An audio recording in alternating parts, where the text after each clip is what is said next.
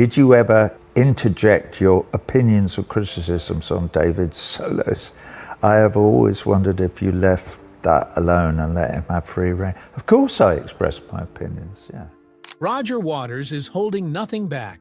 At the age of 81, he has publicly called out David Gilmour and his wife as those who are deliberately rewriting Pink Floyd's history in their favor. He claimed to be the band's ideological center, the one who gave depth to the legendary albums. Gilmour, according to Waters, was left with only a technical role. The accusations were no longer internal debates or midstream innuendo. This decades-long war has now taken on a new form, where every detail is turned upside down and every limit is pushed aside. We get on fine. I emailed Roger last week about a little question, and we had an email exchange. In a statement posted on his personal website in July 2023, Waters wrote that he had been deliberately erased from Pink Floyd's media and historical materials. He used the phrase silent ostracism to describe his exclusion from efforts to reimagine the band, including anniversary projects, reissues, and media controlled by Gilmour and his wife. They can pretend I never existed, Waters asserted, but the music is the proof. Tensions between the two sides became public in late 2023 when Polly Sampson, in a series of social media posts, called Roger Waters an anti-Semite, pro-totalitarian, and a mouthpiece for totalitarian state propaganda. These statements were aimed at Waters' political stance on issues related to the Middle East, Russia, and Ukraine, and showed that the conflict had gone beyond music. Waters did not apologize, but responded by reaffirming his stance. He said he was attacked for not conforming to the dominant Western discourse and for speaking out about global issues. He rejected the accusations of anti-Semitism, saying he was only against Israeli government policy and not against Jews in general. At the same time, he called what Sampson wrote a deliberate campaign of discrediting. In March 2024, in an interview with Rolling Stone, Waters publicly called David Gilmour a ruthless media person and incapable of accepting anyone else as the centerpiece. He also recalled that Gilmour had criticized his creative ideas during the making of albums such as Animals and The Wall, claiming that Gilmour never wanted him to be the face of Pink Floyd. According to Waters, it wasn't an artistic disagreement, it was a power struggle. In 2023, Waters released a re-recording of the Dark Side of the Moon Redux without any of the original members. He claimed that the new version was his way of retelling the work through the lens of time and personal experience. The release was highly controversial among fans, with many criticizing it as an appropriation of a collective legacy for personal gain. Gilmour has not spoken publicly about the recording, but media sources close to him say that Gilmour's inner circle views it as symbolically provocative. During this period, David Gilmour rarely spoke directly in public, but he chose to keep his answers brief in a 2024 interview with Consequence magazine. When asked about the possibility of working with Roger Waters in the future, Gilmour replied emphatically, "Absolutely not." He said he did not want any artistic connection with Waters, stressing that ideological and political differences were too deep to work together. At the same time, he confirmed his intention to sell his entire personal music catalog and related rights to Pink Floyd to keep a clear distance. The conflict between Waters and Sampson goes beyond personal arguments, as Sampson has played a significant role in writing lyrics for many of Gilmour's songs since the 1990s, particularly on The Division Bell. Her public criticism of Waters suggests that Gilmour also silently agrees with her views, although she does not directly endorse them. In an October 2024 interview with The Guardian, Gilmour confirmed for the first time that political controversy was a key factor in cutting off all communication with Waters. Gilmour said that Waters' performance on stage and in public was inexcusable, and that he wanted no part of any music or events featuring his former co-founder. As of mid-2025, Roger Waters is still pursuing his solo musical career. He is working on a political war-themed solo album, due for release in 2026. Waters has said that the work is a synthesis of his personal thoughts and a way for him to decode the world in his own way.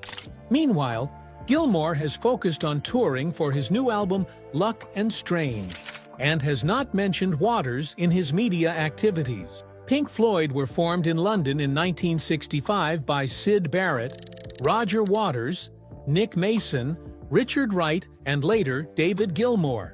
After Barrett withdrew due to mental health concerns in 1968, Waters assumed the role of ideological and lyrical leader.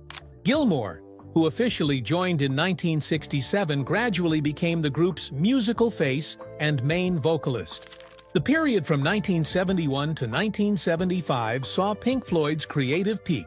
Albums such as Metal, The Dark Side of the Moon, and Wish You Were Here established the group as one of the world's most influential bands. Waters led the way in terms of content and message, while Gilmour played a key role in musical structure, guitar technique, and presentation. From 1976, the relationship between the two began to change. During the production of Animals, Waters took control of most of the songwriting and recording, significantly limiting the roles of the other members. Wright openly expressed his dissatisfaction, while Gilmour admitted to feeling excluded from the creative process. Internal tensions were evident in group meetings and studio schedules, but did not cross the line of collaboration. By 1979, The Wall had become a defining album. It was Roger Waters' signature solo project, reflecting his inner narrative and political views.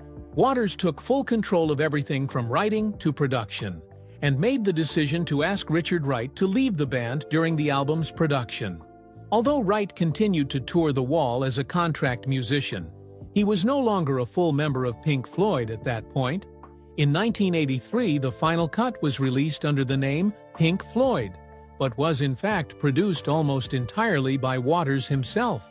It used much of the unused material from The Wall and was anti-war, with a strong Waters touch. David Gilmour had only a small part in the album and was not credited as a co-producer. He later publicly criticized the album as unimaginative and lacking in originality, while Waters countered that Gilmour had no significant contribution during that period. In December 1985, Roger Waters officially left Pink Floyd. He wrote to the label and the remaining members, declaring that the band no longer had a reason to exist without him. Not stopping there, Waters filed a lawsuit to prevent Gilmour, Mason, and Wright from continuing to use the name Pink Floyd. In the legal documents, he argued that Pink Floyd was an artistic entity with a personal vision and cannot be used for commercial purposes. Nonetheless, in 1987, the two sides reached an out-of-court settlement. Under the agreement, David Gilmour and Nick Mason were given full rights to the name Pink Floyd, while Roger Waters retained the rights to visual elements such as the flying pig from Animals, the entirety of The Wall, and some unreleased personal recordings. Richard Wright was also invited back into the group as an unofficial member for new projects. The agreement marked a clear demarcation between the pre-Waters and post-Waters eras of Pink Floyd. Gilmour continued his career as Pink Floyd with 1987's A Momentary Lapse of Reason and 1994's The Division Bell. Waters moved on to solo projects, which led to two completely separate trajectories. Although the legal dispute was over, the personal conflict and disagreement over creative values continued to surface in public statements for years afterward. The rivalry between Roger Waters and David Gilmour was not a one-off.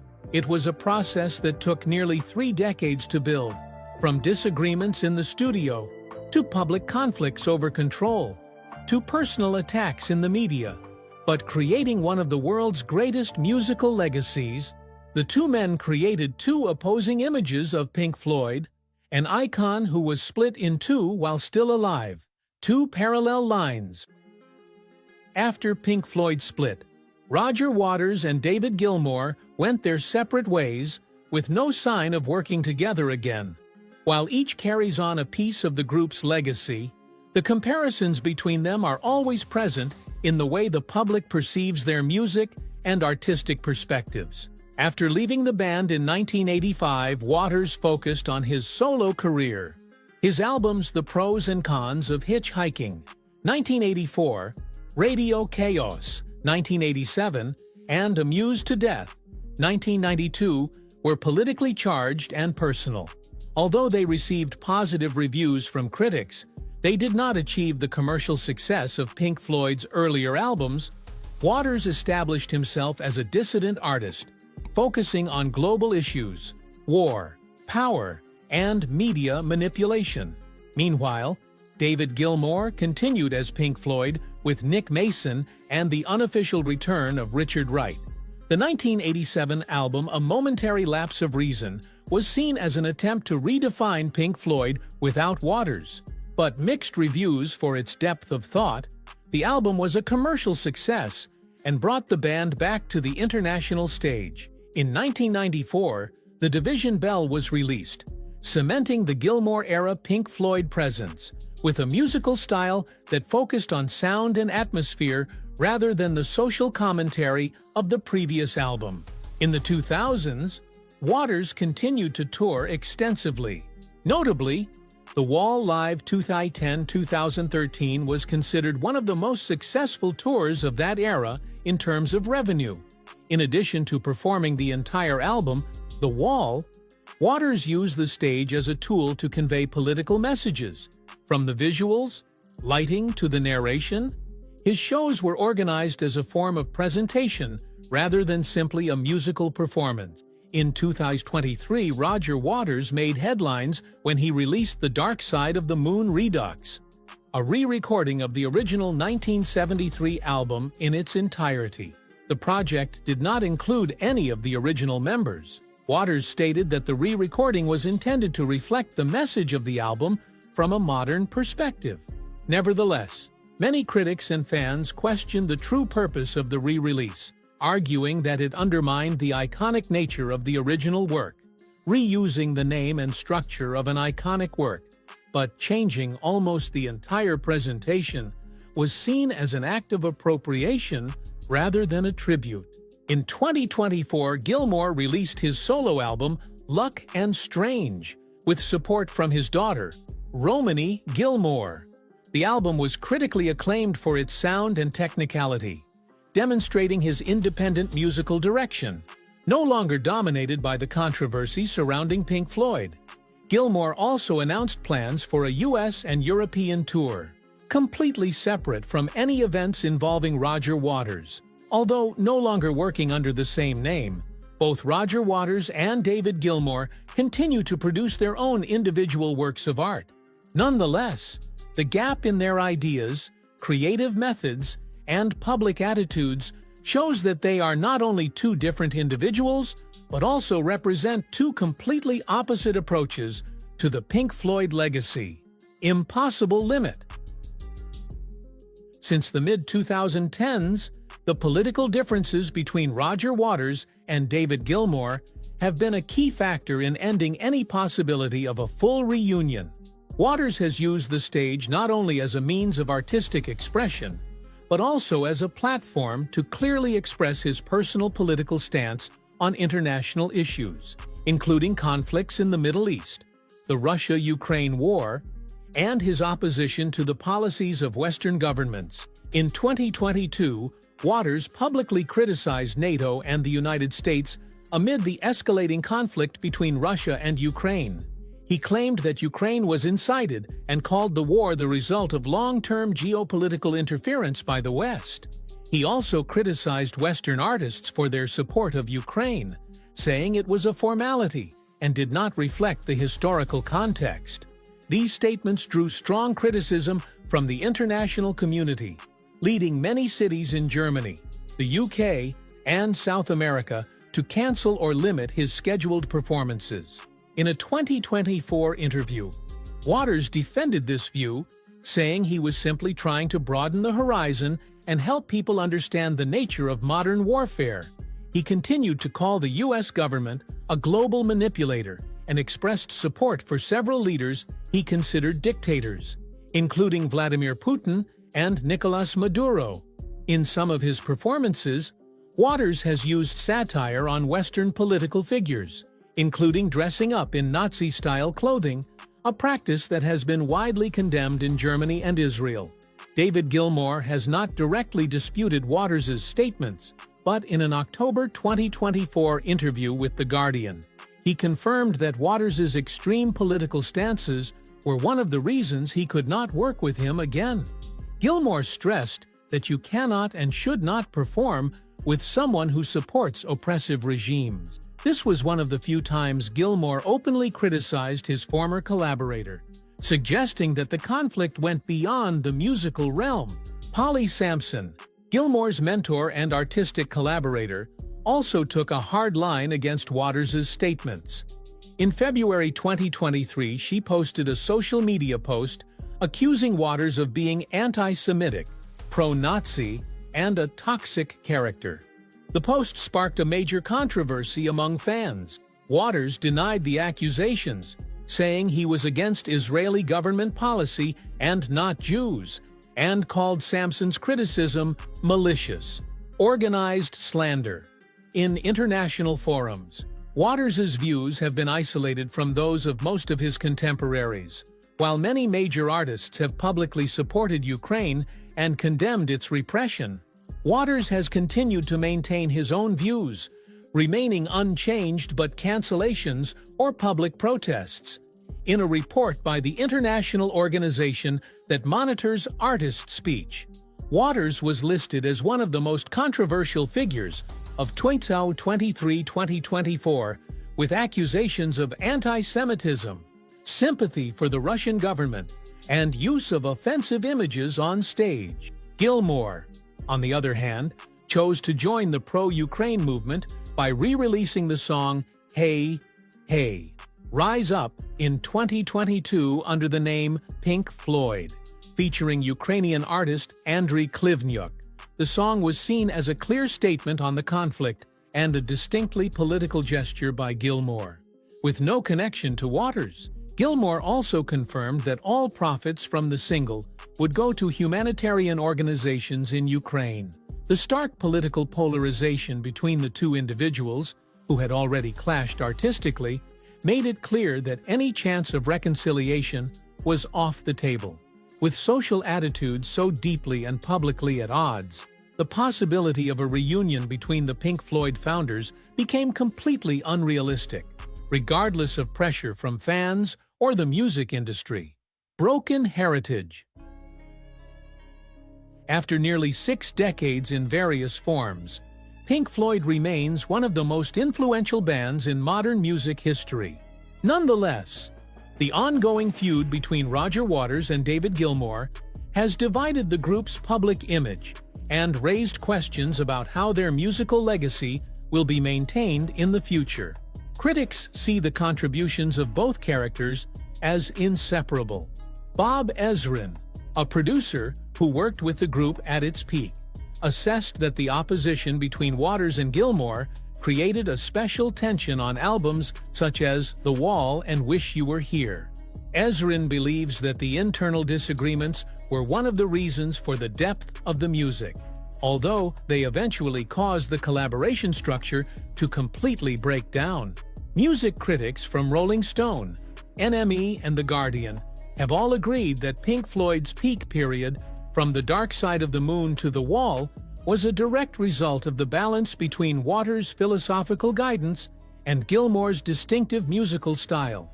Nevertheless, since Waters' departure, that balance has been broken, and the albums released after 1985 but their high sales have been compared unfavorably to their depth of thought and artistic impact.